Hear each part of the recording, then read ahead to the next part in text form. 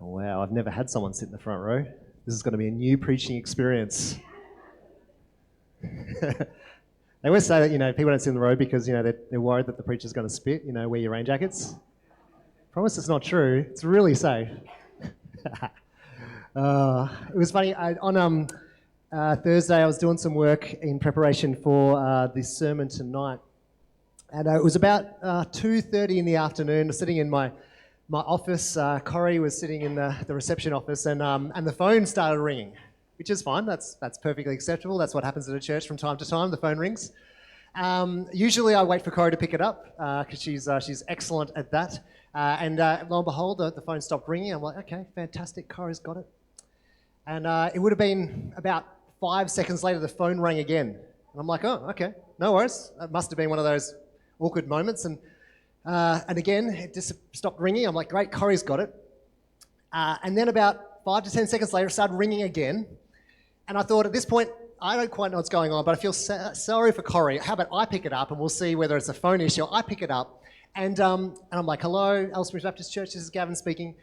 And I'm hearing not much on the other end. And I'm trying to work out what is going on here. Because these people are calling us, right? And yet they're not actually saying anything anytime we pick up. So I hang up and I put it back down on the thing. Then 10 seconds later, it rings again. At this point, Corrie comes into my office and says, hey, have you noticed? I'm like, yeah, I've noticed, right? This phone keeps on ringing. We keep picking it up. We keep hearing nothing pretty much, despite our best attempts. And then we hang up and we try it again. And this would have happened 10, 11, 12 times in a row. I actually got to the point of thinking maybe it's a technical issue. Could this be the rest of my day? Like where I'm just sitting here being interrupted like every 15 seconds with the phone ringing. It was just a horrible existence to consider. But it was this kind of funny moment as I was preparing this message because we were picking up this call, but the one who was calling just wasn't quite there. They were there enough that clearly they had somehow managed to keep on calling the church, but when we actually went to respond, they had nothing really to say, or evidently, or something was going wrong at the other end. And tonight, as we start this brief series on finding rest and exploring some of the Psalms, I actually feel like this dynamic, the ringing phone, the pickup, the emptiness at the other end, or the something kind of missing at the other end, is very similar to what the Psalm tonight is actually speaking to. Now, when we call on God, is what I'm talking about, but we aren't quite there, right? When we're calling out to God and we're trying to reach out in our desperation or whatever it is, but we also know that in our calling out, we're not quite where we ought to be. And thankfully, unlike me, God doesn't get frustrated at that, right? He's okay with that. But as we work through this psalm, which is just quite an incredible psalm, the more that I kind of unpacked it, I just feel like there's this beautiful invitation to keep on calling even when we don't have the words to offer. It'll make sense in a little while. But before we kind of go into that, I want to talk about Psalms. You open up your Bible halfway, you're pretty likely to hit the Psalms at some point or another.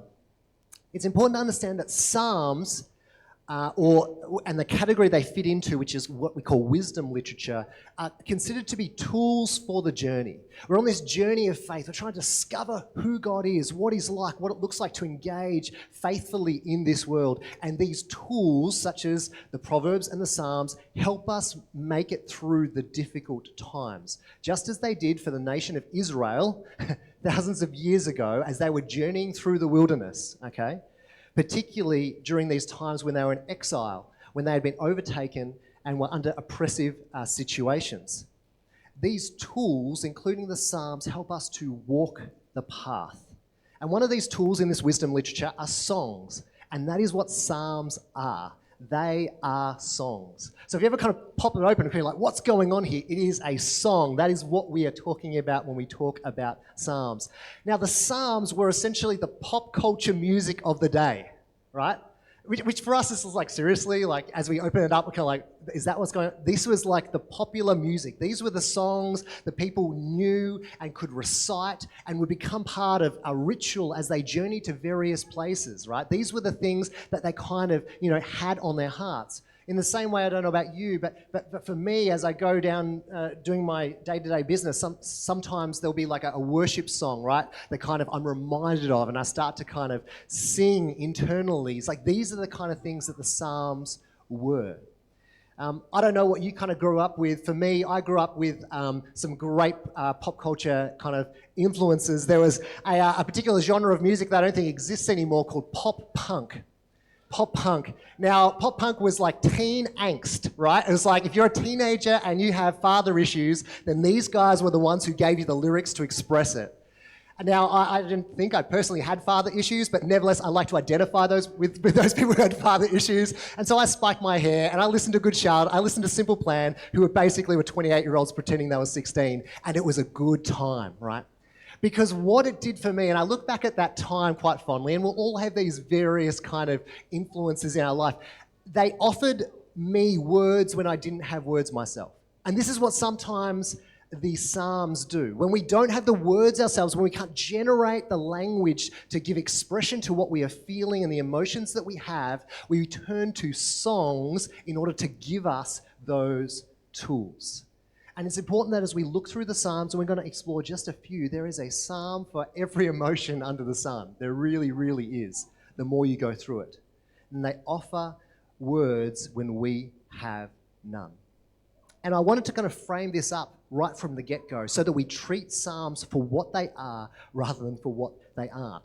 Because the Psalms, it's important to understand this. This is so critically important. Psalms are not primarily theological statements. So when we open the Psalms, there can be certainly a number that is true. Okay, we're not saying it's not true. But first and foremost, these are songs, right? And they're not actually designed to make distinct theological statements about who God is, first and foremost. They may, but that's not their purpose.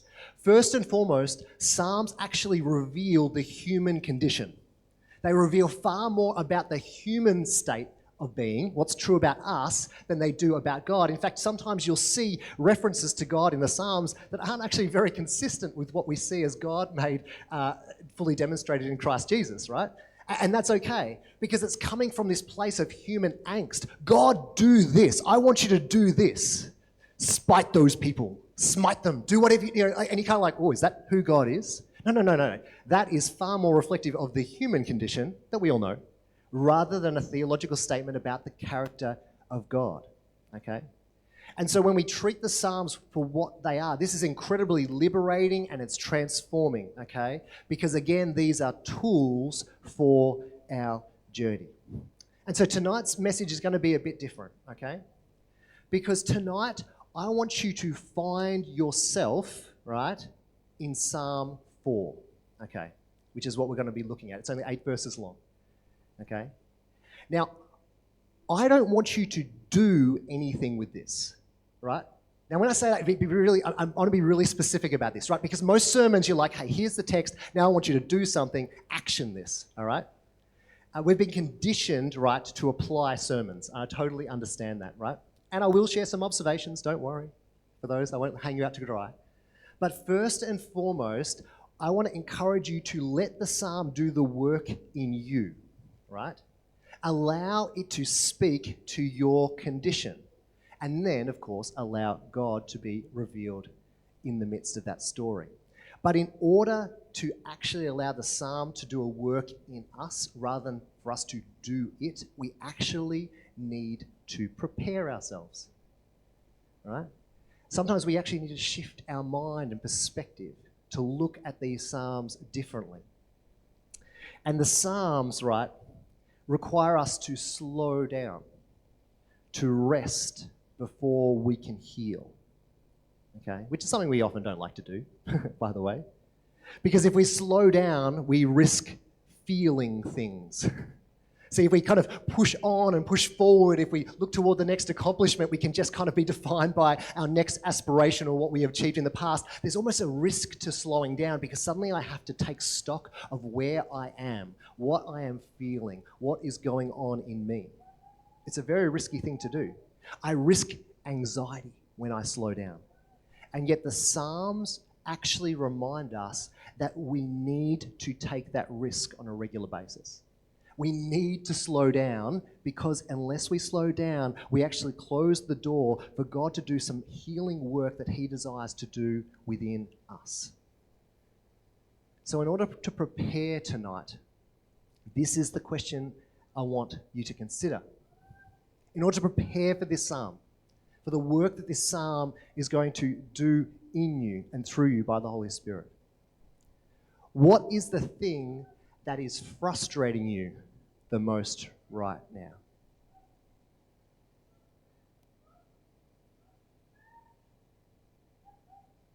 What is the thing that's frustrating you the most right now? That guy at the front, would he just stop talking? No. There's got to be something like, what is the thing that's frustrating? This might be an alternate way of thinking about it. What is the thing that you are most worried about right now? Okay?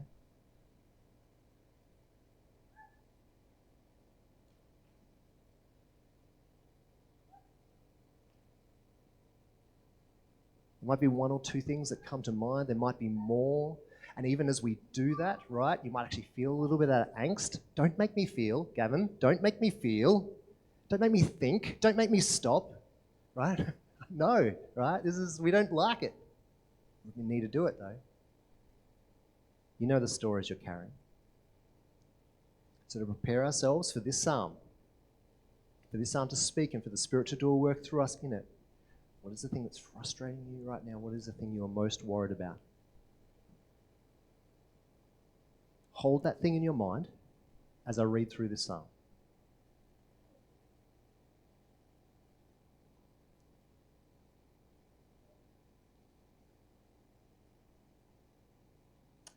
Answer me when I call to you, O God who declares me innocent. Free me from my troubles. Have mercy on me and hear my prayer.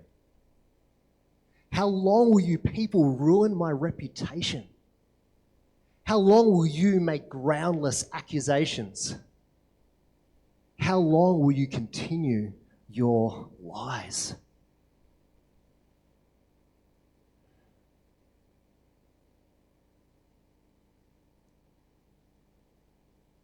You can be sure of this.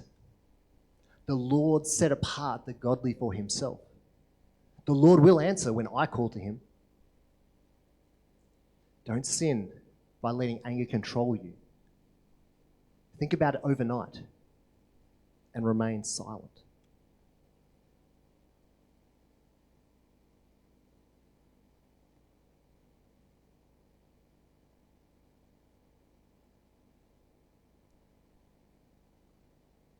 Offer sacrifices in the right spirit and trust the Lord.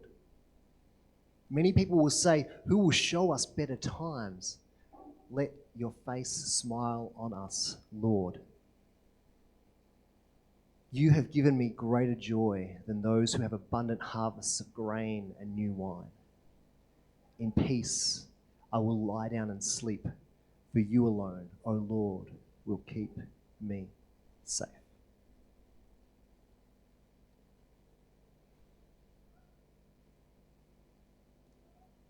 That's it. It's a fascinating song. I want to make a few observations about the various parts of this psalm.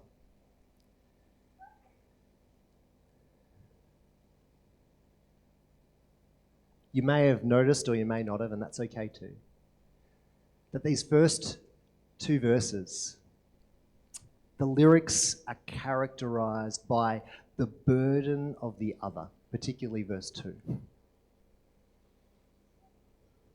The burden of the other. How long will you people ruin my reputation?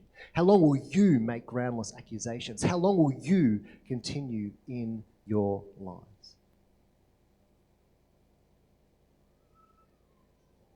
I love that from the beginning of verse 1, the lyric says, "O God who declares me innocent."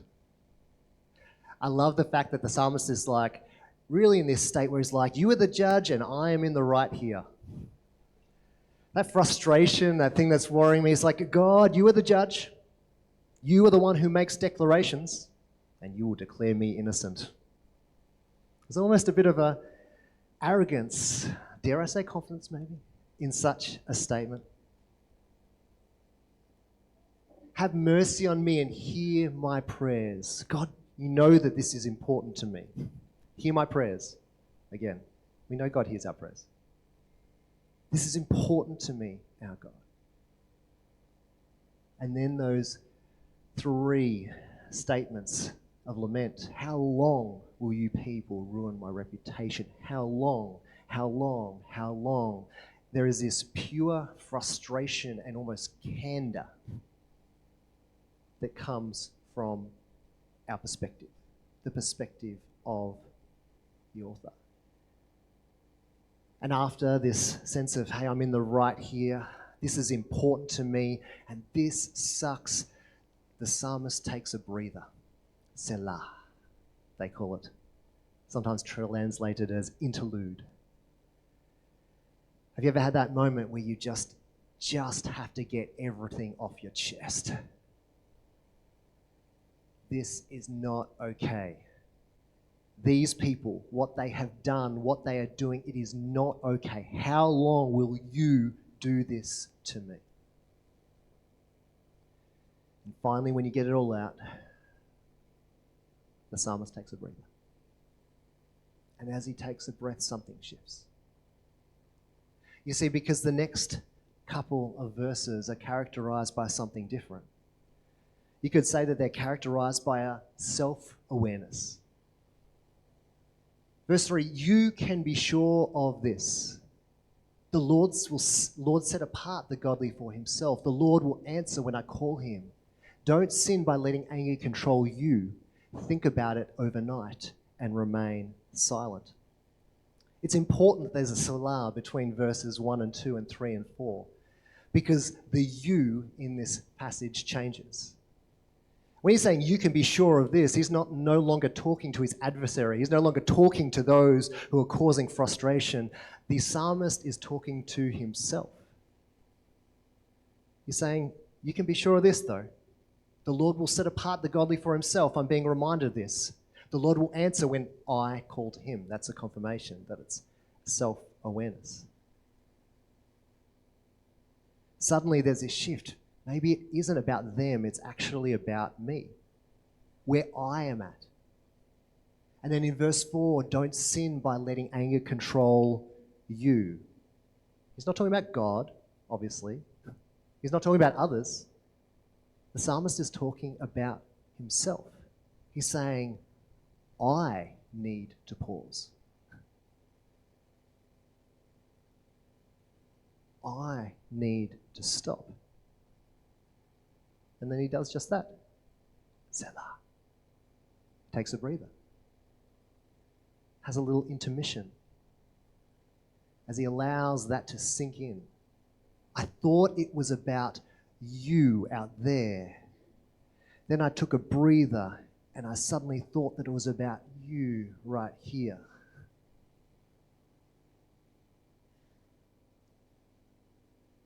And then after his little breather, he continues, offer sacrifices in the right spirit and trust the Lord. Many people will say, who will show us better times? Let your face smile on us, Lord. You have given me greater joy than those who have abundant harvests of grain and new wine. In peace I will lie down and sleep, for you alone, O Lord, will keep me safe. And suddenly the lyrics of this song have shifted once again to be characterized by a trust in God. The you was them. The you was me. Now the you is God. Within the space of 8 verses and 2 little breathers. What is going on? Suddenly he says, offer sacrifices in the right spirit and trust the Lord. And the psalmist just reminds us, in the midst of my frustration, I am called to faithfulness and trust. Many people will say, who will show us better times? The psalmist is reminded that he's not alone in his anticipation and hope for what God might do. And then verse 7, you have given me greater joy. For you alone, verse 8, O Lord, will keep me safe. This isn't about me, it's actually about you. And there's this beautiful, contented ending. I get that this is a weird sermon, by the way. You're like, what are you doing, Gavin? Yeah. It's a psalm, right? We've got to understand what is happening to us, what is happening to the psalmist in this moment. Because this speaks to the human condition, one that you and I are very, very familiar with. Notice how in these 8 verses the you has changed. This frustration, this worry, this thing that I am burdened by, how often do we start? It's about them. It's about what they did. It's about their offense. They need to change. How long? How long? I'm not alone here. Tell me I'm not alone. Right? And then after we do that, and that's not a bad thing, we take a breather and we go, okay, what's my part in this? What's my part in this? We start to self-reflect if we can. We go, what's my role in this? What can I do? What is my calling in the midst of this? And that's not a bad thing to do. But we start to say, you. Maybe this is more about me and my state. And once we get ourselves into a tizzy, we take a breather. Because it hasn't quite resolved yet. I can't expect them to always fix this, and actually my resources are limited. And so we take a breather, and suddenly we're invited to shift our perspective once again and go, actually, this stressor, this worry, this frustration, where is God in this? And that's where we start to see the transformation of perspective. It's where we start to see healing from the fear and the frustration. But rarely do we go straight there. And that is what this psalm illustrates. So, is it a guide, a set of instructions? Maybe. Sure. If you're going through some frustration, going through some stress, yeah. Think about them, and then think about you, and then think about God. Sure, why not? Or is it just true, right? Is it just true that this is what we do, right? That when we choose to call out to God, which is what the psalmist did from the beginning, in humility, he, by his Spirit, actually does a work in us, right?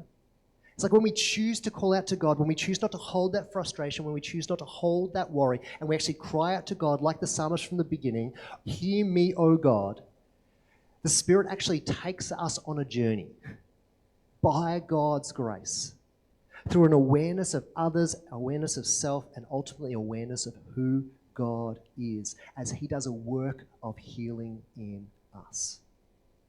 What I love about this psalm, right from the beginning, I'm going to go back to it. This verse 1, answer me when I call to you, O God, who declares me innocent. Free me from my troubles. Have mercy on me and hear my prayer. When you first read that verse, it sounds very righteous. But actually, when you look at the journey of this particular psalm, when he initially called out to God, I don't believe his focus was on God at all. That's not where it actually starts, right? But he still called out. And this should be of immense encouragement to us who find ourselves in this exact same space. We call out to God because we know we're supposed to do that, but actually what's going on in us right in that very moment is they have done this to me and I aren't happy. And that's okay. Maybe I don't have the words. Maybe I don't have the answers. Maybe I can't draw from within and solve this situation, but I'm crying out anyway. So if you are feeling tired and burdened, I want to remind you tonight that you don't need to be in the right space to cry out. You don't need to be in the right space with God in order to cry out in that moment. Just cry out. Like that phone that just kept ringing a dozen times, right? It's okay. Just keep ringing. Even if you've got nothing else to offer in that moment, just keep ringing. Just keep crying out. Because that is what God uses, that moment of humility, to do that transforming work in us. So to end tonight, I want us to actually sit within a song, which is the lyrics of Psalm chapter 4. It's been turned into a song, returned into a song, as part of the Psalms Project, who are looking to try and turn all of the Psalms back into contemporary songs of sorts. And you might be sitting here tonight, or you might be joining us online, and maybe you don't have the words to match your burden and frustration right now. Maybe it is that you're sitting here and you just need permission to be where you are in the midst of that weight. Or maybe you just need the invitation to trust God to be extended once again, and I believe that's what this psalm does. When we don't have the words ourselves, we sit in the psalm, we cry out, and we allow God to do the transforming work in us. So this song goes for about 5 minutes, and we're actually going to just conclude our service with it. I might pray at the end. We'll see. And I encourage you to take that burden, that frustration, and hold it out to God as you cry out to Him. And then listen to how this psalm speaks into that experience and into the faithfulness of God.